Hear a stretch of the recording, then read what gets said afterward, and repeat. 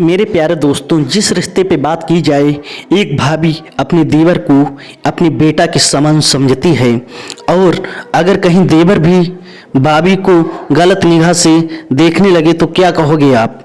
ऐसे ही इस घटना में, सच्ची घटना में है दोस्तों। मैं कोई घटना अपनी तरफ से नहीं बनाता हूँ, जो भी घटना है सच तक आपके पास पहुँचाने का प्रयास करता हूँ।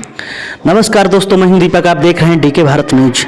एक घटना है उत्तर प्रदेश जनपद झांसी में एक थाना है तोड़ी फतेहपुर, वहाँ का एक गांव है बिजोरा, उस गांव की घटना है दोस्तों। एक गांव में एक घर था, एक पत्नी थी जिसकी उम्र लगभग अभी मात्र कुछ ही लगभग 30 साल की, मान लीजिए 30 साल की उसकी उम्र थी। उसका नाम था राम कुमारी और वो घर पे रोया करती थी, बहुत ही रोया करती थी। जब कोई मेहमान आता था तो वो रोती थी, कहती थी मेरे पति इस दुनिया में नहीं रहे, मेरे बेटा के सिवा कोई नहीं, क्योंकि उसका रोना लोगों को देखा नहीं गया, क्योंकि उसके पति 30 सितंबर को उसकी हत्या कर दी गई थी, मगर अभी तक उसका कोई खुलासा नहीं हुआ था, इसलिए वो रो रही थी। मगर 3 महीने बीत जाने के बाद में रोना तो उसका लाजवाब था, क्योंकि 3 महीने हो चुके थे। जब गांव वालों को ये देखा नहीं गया, तब गांव वालों ने उसको वहाँ कलेक्टर पे पहुंचकर धरना प्रदर्शन चालू कर दिया। उसके बाद में वहाँ के एसपी साहब ने समझाया कि मुझे आप वक्त दो, मैं इसका घटना का 24 घंटे के अंदर इसका खुलासा कर दूंगा, प्लीज़ मुझे टाइम दीजिए।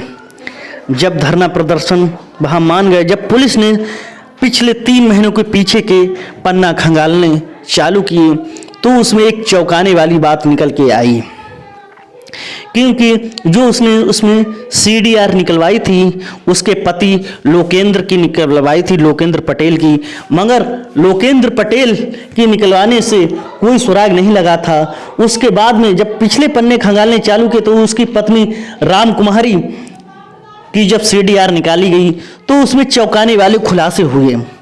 जब उसमें चौंकाने वाले खुलासे हुए, उसमें 6 महीने में, आपको बताते चले 6 महीने में दिन में 72 घंटे बात हुई और रात में लगभग 128 घंटे बात हुई इस नंबर पर। अब चौंकाने वाली बात है, लगभग इसकी गणना की जाए, जैसे 72 दिन में, मतलब जो दिन में बात हुई थी उसका 4331 मिनट दिन में बात हुई। अगर रात के मुकाबले की बात की जाए, रात में इसने जो बात की थी 36,098, मतलब कि 3,698 बात की थी इसने मिनट में। अगर इसका टोटल कुल मिनट की इसकी कुल बात की जाए, 11,376 मिनट इसने बात की थी। जब पुलिस को ये CDR में पता लगता है कि इतनी बात इसकी किससे हुई थी, जब एक चौंकाने वाला नंबर आया सामने, तो ये चौंकाने वाला नंबर और किसी का नहीं था, उसके देवर का था, जिसका नाम था आदर्श नाम था। उसकी उम्र लगभग 20 साल की थी। जब उसे हिरासत में लिया गया और उससे पूछताछ की गई, क्योंकि उससे जब पूछताछ की गई उसने कबूला कि आपके खिलाफ मुझे सारे सबूत मिल चुके हैं, अब आप जो कुछ हो तो सच सच बता दीजिए। उधर क्योंकि केस उलट पुलट हो गया था, क्योंकि शासन का दबाव था और धरना प्रदर्शन चल रहा था, इसलिए राम कुमारी से ज़्यादा पूछताछ नहीं कर सकते थे। उसके बाद जब राम कुमारी के पास पहुंचे तो उससे कहा तुम्हारे खिलाफ सारी बातें मुझे पता लग गई हैं, आदर्श ने, आपके देवर ने सब कुछ बता दिया है, जल्दी से सच्चाई बता दीजिए, इसी में भलाई है आपकी। फिर होता ये है कि बात है 20 सितंबर की। 20 सितंबर से पहले एक बार आदर्श ने अपनी भाभी से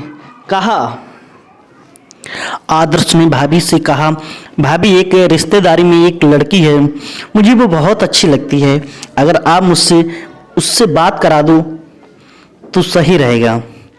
तो भाभी ने क्या कहा सुनिए। भाभी ने कहा, देवर जी अगर आप वो लड़की मुझे ही समझो तो कैसा रहेगा।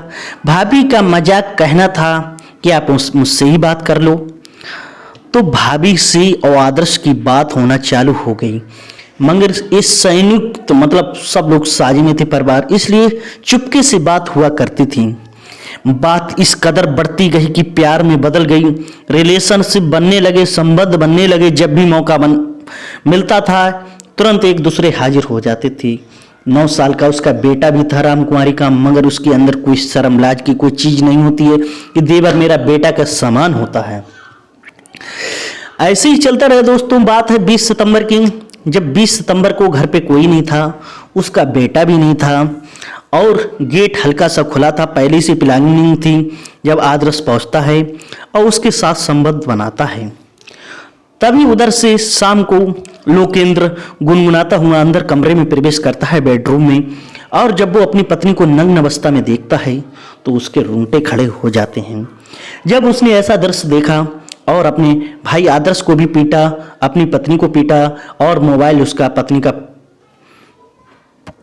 तोड़ डाला या फोड़ डाला, मतलब कुछ भी कहो उसे।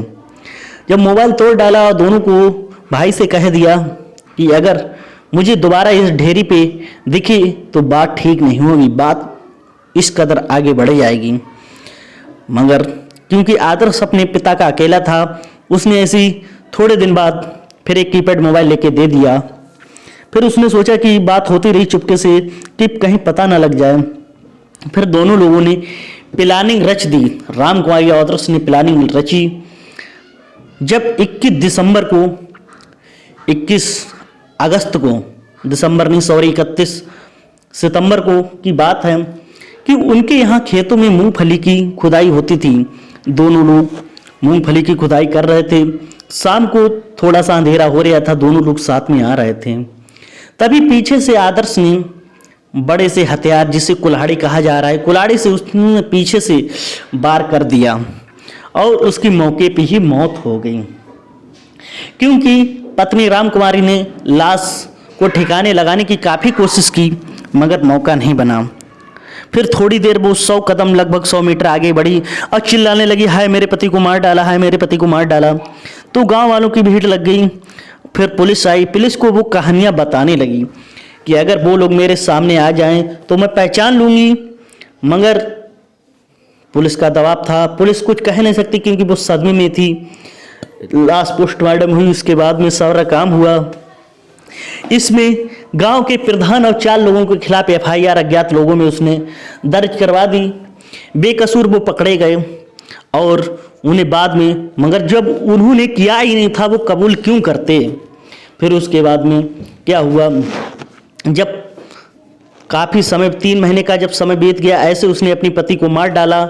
और उसके बाद में रोती थी। जब दबाव हुआ पुलिस का, CDR पिछले पन्ने खंगाले गए तो ये दोनों लोग पकड़े गए। जब पकड़े गए, क्योंकि 3 महीना हो चुके थे, तब आदर्श, जिसकी उम्र लगभग 20 साल की थी, और लोकेंद्र पटेल ने क्या बिगाड़ा था, क्योंकि अगर उसे प्यार करना ही था तो उसकी पत्नी के साथ कुछ भी कर सकता था, अपना कंप्रोमाइज कर सकता था। मगर उस पत्नी ने अपने पति की जान ले ली क्योंकि उसे सारे सुख मिल रहे थे उधर से। मगर दोस्तों, मेरा मकसद किसी की भावनाओं को ठेस पहुंचाने का नहीं है। जहां भी रहो सतर्क रहो और जागरूक रहो। आप ये बताइए, 9 साल के बेटे ने क्या बिगाड़ा? अब दोनों लोग जेल में हैं, आदर्श और रामकुमारी। अब बेटा बेचारा 9 साल का जो बाहर है, वो किसके पास रहेगा, किसके पास नहीं रहेगा। ये सोचने वाली बात है कि जिसको बेटा के दर्जे से देखा जाता है, देवर को, उसने अब अपनी भाभी से मिलकर अपने भाई का ही कत्ल कर दिया। दोस्तों, जहाँ भी रहो सतर्क रहो, क्राइम से बचो। अगर पुलिस पहले ध्यान देती, उससे पहले केवल लोकेंद्र की उसने CDR निकलवाई थी। बाद में जब ध्यान पड़ा और प्रशासन का दबाव पड़ा, लोगों में आक्रोश हो गया कि 3 महीने हो गए कोई खुलासा नहीं हुआ। फिर जब रामकुमारी की CDR निकलवाई गई, फिर खुलासा हुआ। दोस्तों, क्राइम आप कितनी आसानी से करो, छिप नहीं सकते। पुलिस अगर अपनी पे उतर आए तो 7 समुद्र टापू के अंदर जमीन से भी खोद के निकाल सकती है। मैं वहाँ के पुलिस SP को धन्यवाद देता हूँ। अब ये दोनों लोग जेल में हैं। आदर्श ने अपना 20 साल की उम्र में अपना सारा करियर तबाह कर दिया। अगर आपको आदर्श को ऐसा ही करना था तो आदर्श शादी क्यों नहीं कर लेता था? घर वालों को बताता, उसकी शादी हो जाती। किसी की ज़िंदगी में जाने से पहले सोच समझ लो। दोस्तों, जहाँ भी रहो सतर्क रहो। दोस्तों जो भी हम घटना सुनाते हैं सिर्फ सच सुनाते हैं। अगर जो भी जनपद झांसी उत्तर प्रदेश में रहता हो, वहाँ का तोड़ी फतेहपुर थाना में गांव पड़ता है बिजौरा, वहाँ के जो लोग रहते होंगे वो इस घटना से अवगत होंगे। और दोस्तों ऐसी ही क्राइम से बड़ी कहानियाँ देखने के लिए चैनल को सब्सक्राइब